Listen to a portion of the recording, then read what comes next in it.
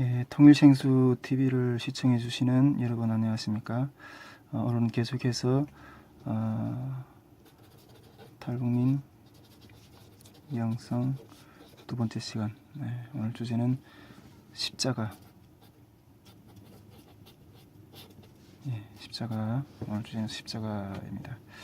오늘 주제 십자가 영성에 대해서 함께 나눠보려고 합니다. 말씀은 창세기 2장 21절 말씀이 되겠습니다. 제가 여러분들에게 봉독을 읽어드리도록 하겠습니다. 여호와 하나님이 아담을 깊이 잠들게 하시니 잠들매 그가 그 갈빗대 하나를 취하고 살로 대신 채우시고. 말씀 한 구절만 보겠습니다. 오늘은 십자가 영성에 대해서 십자가 영성에 대해서 한번 좀 같이 은혜 내라 보려고 합니다. 지금 계속해서 제가 이게 시리즈로 이 탈북민 영성의 어떤 시리즈로 하고자 하는 주제의 목적은 우리 탈북민들이 남한 사회에 어떻게 그리스도 안에서 하나로 되어가는, 또 남한 사회 우리 한국 사회가 탈북민들을 어떻게 그리스도 안에서 하나로 연합해낼 수 있느냐, 이 주제를 계속 집중해서 이렇게 다루려고 하는데, 그 중에서 오늘은 이게 십자가의 영성으로 어떻게 우리가 하나로 되어가는가 하는 어떤 모습들에 대해서 여러분들하고 오늘은 같이 이렇게 나눠 보려고 합니다. 전에 일단은 제가 신학교에서 다닐 때 학부에서 이렇게 신학을 할 때 그때 있던 일화를 먼저 이렇게 오늘 시간은 좀 같이 먼저 이렇게 이야기를 해보려고 하는데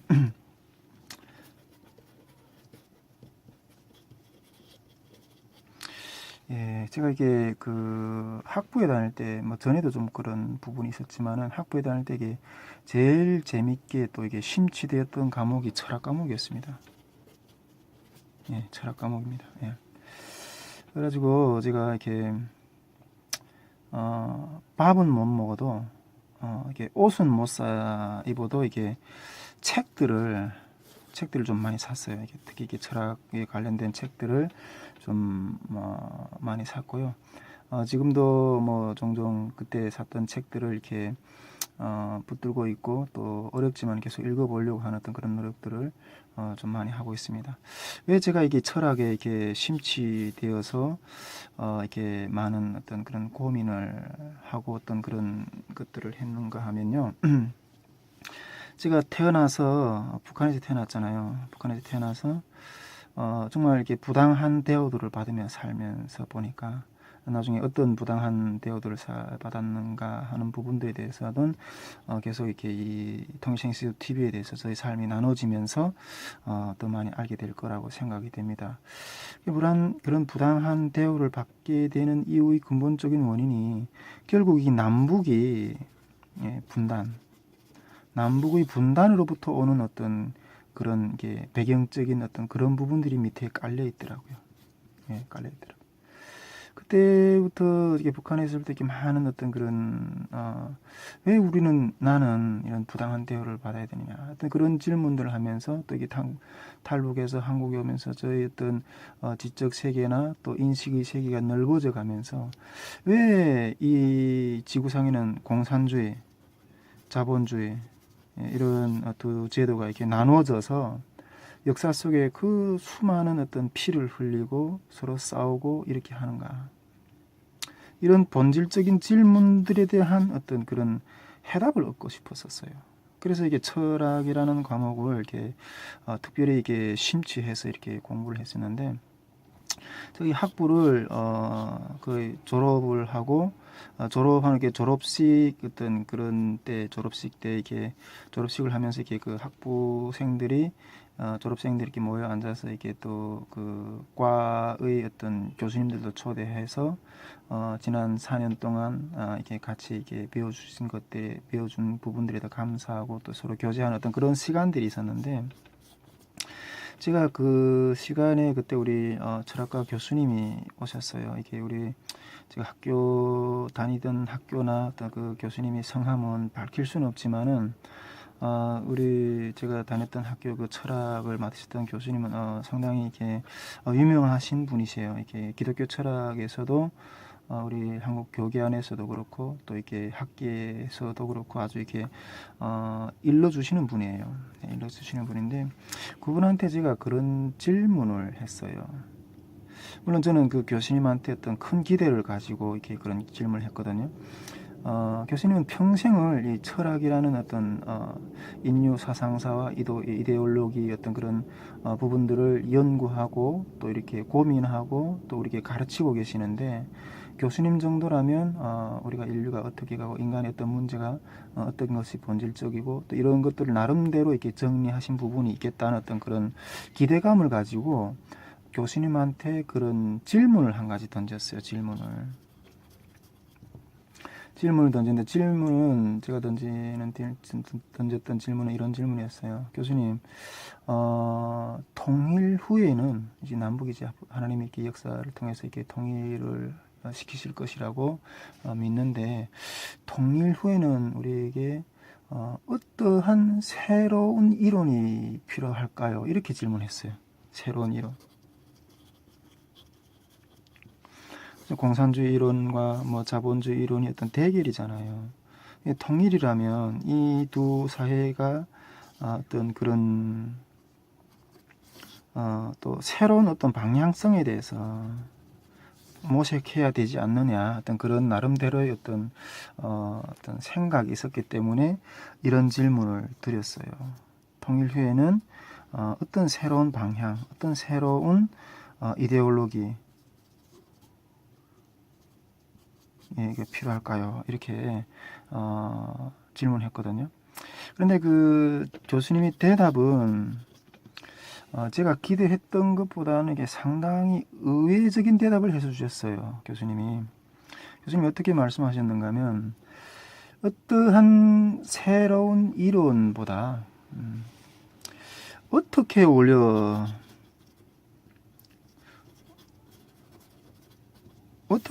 사는가 하는 것이 중요하다. 어떻게 어울려서 살아내는가 하는 것이 중요하다. 이렇게 말씀하시는 거예요. 예. 당시에는 그 대답이 뭐 어떤 의미인지는 이게 잘 이렇게 100% 이해는 하지 못했어요. 그냥 그렇구나 이런 정도로 이렇게 제가 그때 교수님의 질문을 한 어떤 그런 부분들에서 이렇게 대답을 드리면서 그냥 어떤 확실한 마음의 어떤 이 말이 어떤 의미인지 이게 확신이 오지도 않았고 이해도 못했어요. 예, 그렇습니다. 우리 지금 한국 사회에 3만 2천여 명의 탈북민들이 와 있다잖아요. 근데 이러한 탈북민들하고 지금 우리 한국 사회가 어떻게 어울려 살 수 있는가, 어떻게 어울려 살 것인가, 이것이 가장 본질적인 질문이고 앞으로 통일 사회라는 것도 결국 북한 사회하고 남한 사회가 이렇게 함께 어울려 사는 어떤 그런 모습이잖아요. 통일이라는 게 뭐 다르겠어요? 근데 그게 어떻게 어울려 사느냐 이게 본질적으로 중요한 질문인 거죠. 그래서 오늘 제가 이 어떻게 어울려 살 것인가 이 본질적인 질문에 대해서 내가 이렇게 십자가의 영성으로 이 길을 한번 찾아보자 하는 어떤 그런 부분들을 제가 겪은 부분들을 통해서 함께 나눠보고 싶은 것입니다. 일단 제가 이 주제를 이야기하면서 첫째는 한국 사회에서 있는 탈북민들 모습 첫 번째 살펴보고 두 번째로는 탈북민 사회 속의 한국 사람 모습을 이렇게 먼저 살펴보려고 합니다. 그러면서 이 속에서 나타나는 현상과 정말 신앙적인 고민 함께 해보고 싶습니다. 첫째로 우리 한국 사회에 있는 탈북민들의 삶의 모습 예, 먼저 좀 이렇게 좀 살펴보려고 합니다. 제가 이렇게 뭐 다는 이야기할 수 없지만은 제가 겪은 어떤 제가 한국 사회에서 탈북민의 입장에서 또 물론 많은 문제들을 겪고 또 이렇게 했지만은 그래서 문화적인 이질감으로서 이게 제가 느꼈던 몇 가지만을 좀 여러분들하고 이 자리에서 함께 이렇게 좀 나눠보려고 합니다. 일단 첫째 제가 이렇게 한국에 오자마자 한 1년 정도 뭐 좀 일을 하다가 대학에 들어갔어요. 예. 신학대학교에 4년제 신학대학교에 들어갔는데 제가 이게 대학에 딱 들어가서 처음으로 느낀 인상이 아 둘이다 둘이다 둘이 되었구나 하는 어떤 그런 마음을 느꼈어요. 제가 북한을 탈북해서 또 중국에서 한 몇 년 살다가 또 한국에 들어온 초시기까지만 해도 근데 북한에서의 어떤 그런 마음은 우리는 아직 둘이 아니고 어떻게 해서나 이렇게 남북이 하나로 이렇게 통일이 되고 또 이게 한민족이라는 어떤 그 동질감 예, 동질성에 대한 어떤 그런 부분들에 대해서 늘 이렇게 인식하고 생각하고 어떤 그런 것들이 있었는데 실제로 이게 한국에 와서 또 이게 제가 한국 생활에서의 첫 걸음은 이게 대학 생활부터 시작했거든요. 대학 생활을 딱 시작하면서 느꼈던 부분이 아 둘이구나 하는 것들을 확실히 알겠더라고요. 예, 확실히 알겠더라고요. 제가 조직에 와서 이게 한 20대 한 청년에게 그렇게 질문했어요.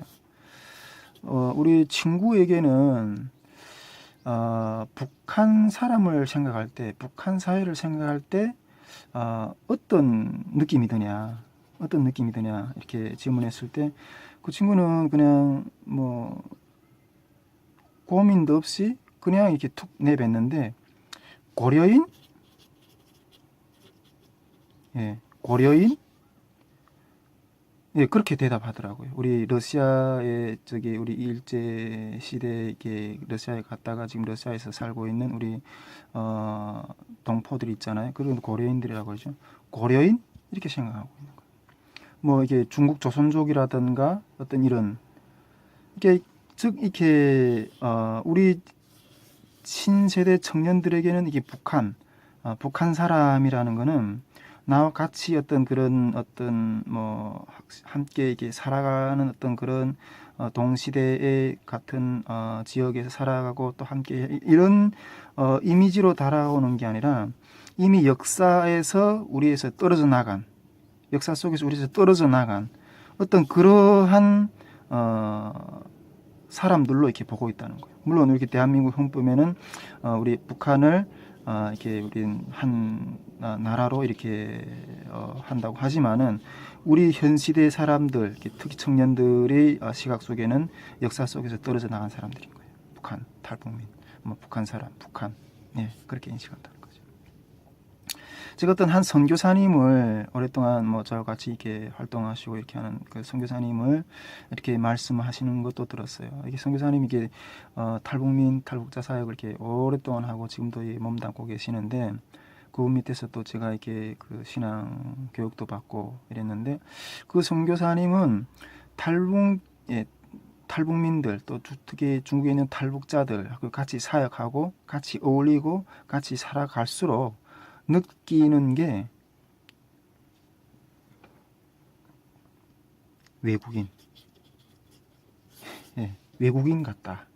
외국인이다. 정말 느끼면 같이 하면 살수록 느껴지는 게 외국인이다. 우리하고 이질감이 드는 어떤 그런 외국인이다. 이렇게 말씀하시는 것을 직접 들었어요. 정말 예, 이제는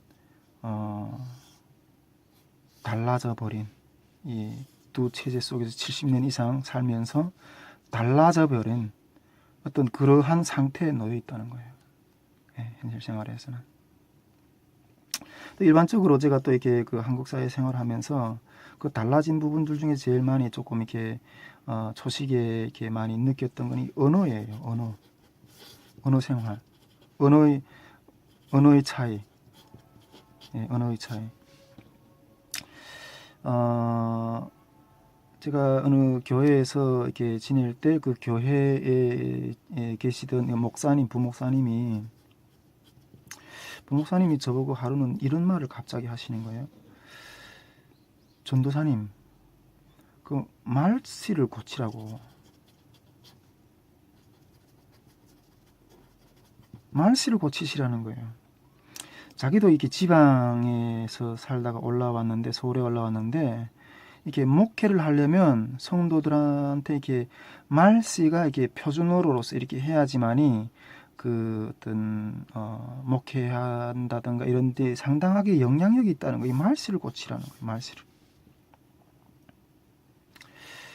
직접적으로 저한테 이렇게 말씀을 하셨어요.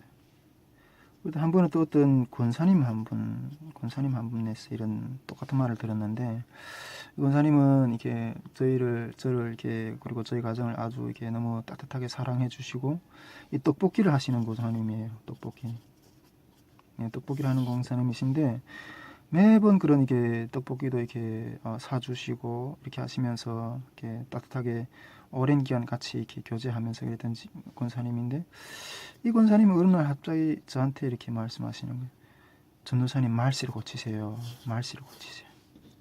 여러분, 그 말을 탁 듣는데 이렇게 저는 좀 이렇게 좀 살짝 이렇게 마음이 좀 불편하더라고요. 예, 마음이 좀 불편하다. 이 말씨에 대한 부분에 대해서 이렇게 탈북민들이 이렇게 한국 사회에서 상당히 있던 불이익을 받는 모습들이 상당히 많은데, 정말 이렇게 말씨를 고치라는 어떤 그런 이야기를 많이 들었어요. 한 번은 제가 이게 한국에 와서 뭔가 중국에서 방황할 때는 이게 북한에 이렇게 어떤 형제들하고 이렇게 연락을 할 수 있는 어떤 그런 기회도 없고 이래서 그러던 중에 일단 한국에 와서 일단은 삶이 조금 안정되고 이래서 북한에 있다가 이렇게 연락을 했어요. 형제들에게 연락을 했어요. 근데 북한에 저희 형님이 이게 전화를 받았는데, 통화를 하면서 이렇게 미안한 마음이 드는 거예요. 전화 통화하면서 저희 형님의 말씨는 오리지널 북한 말씨인 거예요. 오리지널 북한 말씨. 그런데 저희 말투는 중국에서 또 한국에서 이렇게 많은 어떤 삶의 과정을 거쳐오면서 말씨가 이렇게 많이 변해 있는 거예요. 물론 제가 중국에서도 그렇고 이렇게 한국에 와서도 그렇고 이 말씨를 삶의 어떤 환경에 따라서 변화시키지 않고서는 삶에 적응하는 어떤 그런 부분도 여러 가지 어려움들이 있었겠지만은, 어쨌든 이렇게 저도 모르게 이 말씨가 이렇게 변해 있는 거예요. 제 말씨가. 그런데 저희 형님의 말씨는 오리지널 북한 말씨입니다. 저희 형님이지만은 저하고 전화 통화를 하는데 이질감이 드는 거예요. 이질감이 들고 또 미안한 거예요. 미안한 마음. 여러분, 저는 저희 이 말씨를 굳이 애써 고치려고 하지 않습니다. 물론 지금 제가 말투가 어느 정도 이렇게 변했는지는 모르겠지만 굳이 고치려고 하지 않습니다. 왜냐하면 이 말씨마저 잃어버리면 고향에 대한 그런 을까지 다 이렇게 잃어버릴 것 같은 어떤 그런 마음 있잖아요. 그래서 일부러 말씨를 고치려고 하지는 않습니다. 예, 이 말씨 때문에 상당한 어떤 그런 어려움을 느꼈던 부분들이 있고, 또 탈북민들 가운데도 이 말씨 때문에 여러 가지 사회적으로 이게 불이익을 받는 어떤 그런 모습들이 종종 있습니다. 또 그리고 한 가지 좀 더 이렇게 살펴보고 싶은 것은 이 제가 한국 사회에 왔을 때 이질감이 들었던 부분 중에 한 가지는 이게 도덕적 기준.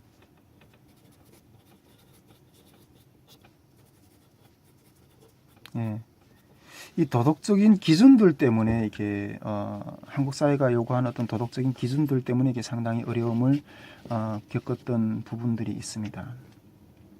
제가 이게 한국에 와서 초식에 제일 많이 들었던 말 중에 한 가지가 개념이 없다. 탈북민들은 개념이 없다. 이 말을 제일 많이 들었어요. 제일 많이 들었어요. 이렇게 말을 하는 사람들도 이해가 되고, 예. 또 이런 모습을 가지고 있는 탈북민들의 모습도 이해가 돼요. 저는 둘 다 이해가 돼요. 근데 여러분, 여러분들이 어떻게 생각할지 모르겠지만은 북한 사회는 이 개념을 가지고는 살아갈 수 있는 세상이 아니에요. 살아갈 수 있는 사회가 아니에요. 전에 어떤 우리 탈북민 중에 한 분이 그런 이야기를 하는 걸 들었어요. 북한은 이제는 착한 짐승들은 다 죽고 악한 짐승들만 살아남았다. 예, 승냥이라든가, 그다음에 뭐 여우라든가, 뭐 쪽제비라든가, 뭐 이게 일이라든가 이런 악한 짐승들만 살아남았다는 거예요. 착한 짐승들은 다 죽었다는 거예요. 착한 짐승들이라는 것은 조선 노동당의 어떤 말씀을 잘 따르고 말을 잘 따르고 그렇게 순종적이었던 그런 착한 사람들은 다 죽었다는 거예요. 그러나 누구를 사기치고 도둑질해 먹고 정말 온갖 그러한 악한 역할을 다 한 사람은 살아남았다는 거예요. 살아남았다는 거예요. 그렇습니다. 북한 여러분 뭐 우리 인터넷이나 어떤 모든 어떤 그런 미디어 어떤 그런 소식들을 통해서 북한이 지금 얼마나 경제적으로 악한 저기 어려운 상황인지 그 어려운 상황에서 착한 거 가지고 살아갈 수 있겠어요? 개념을 가지고 어떤 준법 정신, 어떤 준법한 어떤 그런 걸 가지고 이 사회에서 살아남을 수 있겠어요? 개념을 준수하는 사람은 개념을 가지고 산다는 것 자체는 곧 죽음입니다. 이 개념을 깨야지만이 살 수 있어요. 삶이. 내가 살기 위해서는 그것이 무엇이든 어떤 개념을 깨서라도 해야 되는 거. 그래야만이 살 수 있는 사람들이에요. 중국에 와서 온갖 어떤 남을 사기친다든가 어떻게 해서나 이렇게 살기 위한 어떤 그런 노력, 이게 잘못됐을까요, 여러분? 잘못된 모습입니까? 그런데 이 개념을 깨면서 살았던 사람들의 어떤 그런 삶의 방식이라든가 어떤 굳어진 습관들이 이제는 한국이라는 어떤 개념이 있는 사회 속에서 다시 개념을 실천하면서 산다는 것, 이게 쉽지 않거든요. 물론 빨리 이렇게 변화되고 이렇게 하지만은, 저는 개념이 없다고 말하는 사람들이 말도 이해가 되고, 그러한 개념을 나타내지 못하고 살아가는 탈북민들의 어떤 삶의 모습도 이해가 되고, 아픈 어떤 그런 모습들이 많이 보입니다. 제 자체도 이런 삶의 어떤 개념을 어떤 부분에서 상당하게 어떤 한국 사회 생활에서 하면서 저는 그것이 개념인 것이라는 어떤 것이라고 이렇게 생각도 못하고 어떤 그렇게 당했던 일들이 있습니다. 그 중에서 한 가지만 제가 말씀을 드리고 싶은데, 저희 실화를 제가 학부를 졸업하고 학부 4년을 5년을 졸업하고 신대원에 입학을 하려고 입학 원서를 냈어요. 입학 원서를 냈는데 저는 이게 사수만에 입학을 했어요. 사수만에 네 번째 만에 입학을 했거든요. 물론 우리 탈북민들은 이렇게 외국인 전형 또 그리고 학부는 외국인 전형으로 들어가고, 그다음 또 이렇게 신대원도 우리 교단 같은 경우에는 신대원도 이렇게 유학생 전형으로 이렇게 좀 시험을 좀 이렇게 가볍게 치고 들어갈 수 있는 어떤 그런 길들이 열려 있어요. 열려 있는데, 예, 저와 같이 이렇게 우리 신대원에 들어간 여러 우리 탈북민 목회자들은 되게 이렇게 쉽게 들어간 어떤 경우가 상당히 많아요. 뭐 물론 웬만하면 다 들어갔어요. 웬만하면 다 들어가서 공부하고 또 그렇게 웬만한 어떤 그런 결함은. 그런데 저는 이 신대원을 입학할 들어가는데 이게 사수만에 들어갔어요. 제가 이렇게 사수만에 들어갔던 부분 중에 그 가장 신대원에서 이렇게 면접에서 많이 떨어졌는데, 계속 떨어졌는데, 제일 그 문제되었던 점은 제 혼인 증서를 떼보면 두 번 결혼했거든요. 두 번이 결혼했거든요. 두 번이 결혼이라는 어떤 그런 기록이 있어요. 근데 이것 때문에 계속 이렇게 낙방을 했어요. 이것 때문에 면접에서 계속 낙방을 했어요. 학교 입장에서는 그런 거예요. 학교 입장에서는 목회자가 되려는 사람이 이렇게 결혼에 이렇게 무책임하면서 어떻게 성도들이 모범이 되고 이렇게 할 수 있겠냐. 이런 사람은 이렇게 목회자로서의 그러한 자격이 안 되고 할 수 없다는 거예요. 그러면서 계속 이렇게 이렇게 낙방을 시키시는 거예요. 제가 그러한 것들을 이렇게 들으면서 너무 마음이 아팠어요. 솔직히 제가 결혼을 두 번 하게 된 어떤 경위를 여기서 이 시간에 좀 함께 이렇게 나누고자 하는 건데, 저는 한국에 초식이 왔을 때 홀로 초식이 왔을 때 홀로 있는 어떤 그런 상황이잖아요. 근데 이게 우리 탈북민들이 삶을 좀 돌아보면 아시겠지만은 아무것도 없잖아요.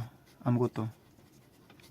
예, 뭐 사회적 경제적인 지방, 그다음에 그 경제적인 어떤 그런 이해도 없고, 그다음에 이게 뭐 인맥, 그다음에 뭐 등등 이렇게 뭐 가족도 없고 이해력도 없고 여러 가지 어떤 그런 모든 것이 부족한데, 모든 것이 없는 어떤 그런 상황 가운데서 이렇게 홀로 이 사회 속에서 살아간다는 건 이게 정말 쉽지 않은 문제인데, 이런 것 가운데서 그래도 빨리 이렇게 정착하는 어떤 그런 방법으로서 이렇게 결혼 어떤 그런 혼인기에 든 분들은 결혼을 빨리 하는 거예요.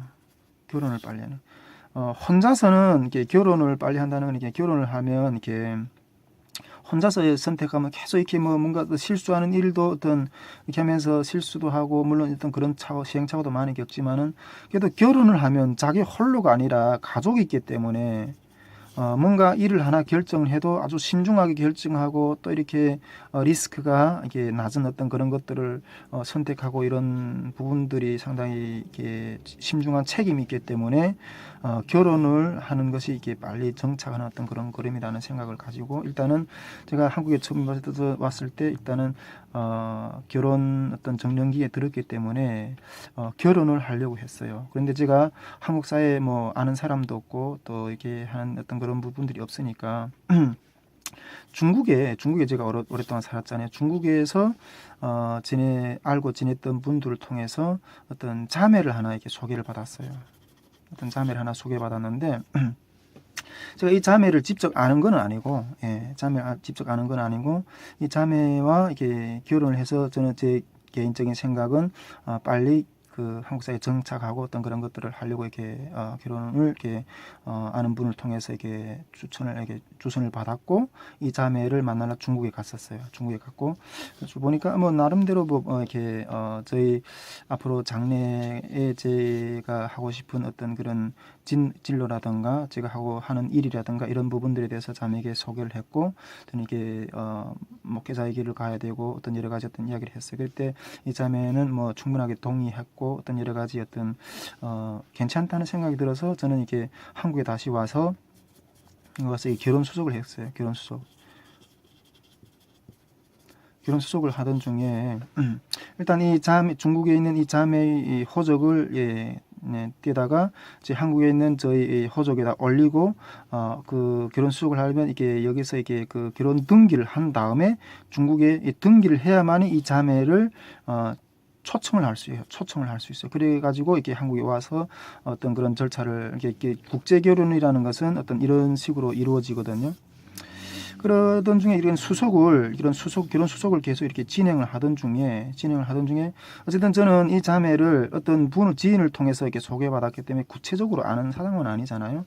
이런 결혼 수속을 하던 중에 자매하고 계속 연락을 취하면서 어떤 그런 교제를 했었어요. 그런데 결혼 수속을 하면서 이 자매와 교제를 하던 중에 제가 느꼈던 것은 이 자매는 저하고 이렇게 결혼을 하기 위해서 이렇게 이런 과정을 이렇게 지금 진행을 하고 있는 것이 아니라 한국에 들어오려고 하는 어떤 목적을 가지고 어떤 가짜 결혼을 하려고 하는 어떤 그런 마음으로 이렇게 지금 이런 나한테 이렇게 그렇게 한다는 어떤 그런 느낌을 받았어요. 그리고 또 주변에 어떤 다른 지인들 통해서 이 자매의 어떤 생활상이라든가 이런 것들을 뒤에서 좀 이렇게 알아보기도 하고 이랬는데 그때 확실히 이 자매는 확실히 결혼 목적보다는 어떤 가짜 결혼을 해서 한국에 들어와서 뭐 돈을 번다든가 어떤 이런 목적을 가지고 이렇게 나하고 이게 지금 사귀고 있고 이렇게 한다는 어떤 그런 확신을 가지게 되었어요. 그래서 이거 안 되겠다 싶어서 이렇게 진행하던 이 결혼 수속을 이렇게 중단했어요. 결혼 수속을 이렇게 중단했고, 그래서 저는 이렇게 중단을 했기 때문에 이 자매하고의 어떤 결혼은 이제 나는 끝이다 이렇게 생각하고 그렇게 지냈어요. 그렇게 지내고 있던 상황에 지내고 있던 중에 저희 아내를 만난 거예요. 아내를 만나서 결혼을 날짜까지 다 잡고 이렇게 결혼 등기를 하려 이렇게 동사무소에 딱 가봤는데 저는 이미 결혼이 되어 있는 사람인 거예요.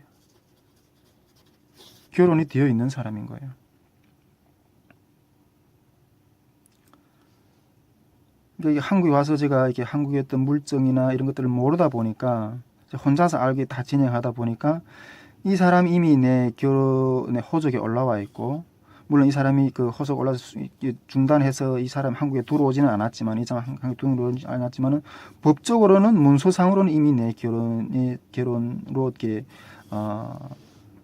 되어 있는 거예요. 그래서 저희 아내하고 결혼을 하려면 이 중국 자매와 먼저